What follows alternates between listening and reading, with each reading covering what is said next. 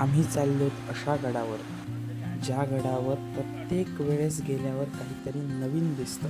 म्हणजे प्रत्येक वेळेस नवीन भासणारा असा हा रांगणागड. आणायचा ना तुझा काय तो वडापाव आणि काय वड्या पावात वडा भरला काय तो घेऊन यायचा ना काय तू आम्ही खाल्ला असता.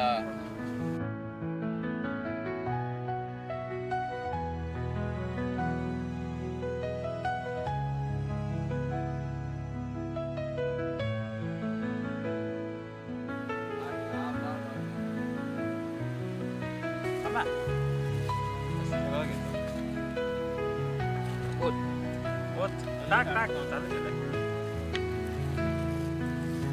इथे नको आज येणार नाही आता. पुढे. चला. पाऊस यायच्या अगोदर काय ते करा. हा बोल काय म्हणतोस. तिकडे विस्तव घातलाय गरम पाण्याचा तो. चला.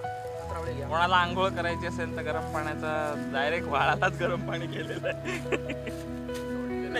आरोग्याला यावर आम्ही आता वेळ वाढत आहोत.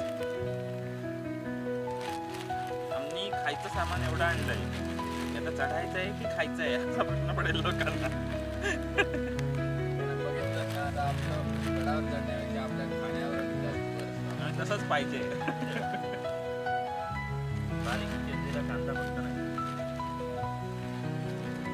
चल महेश, बस आहे ना. लगे खाली येत होते.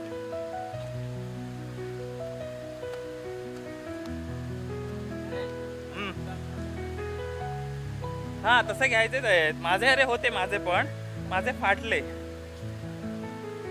त्याच्यामुळे तसं झालं ते. जय शिवाजी महाराज. हो मीच घेतले तरी ते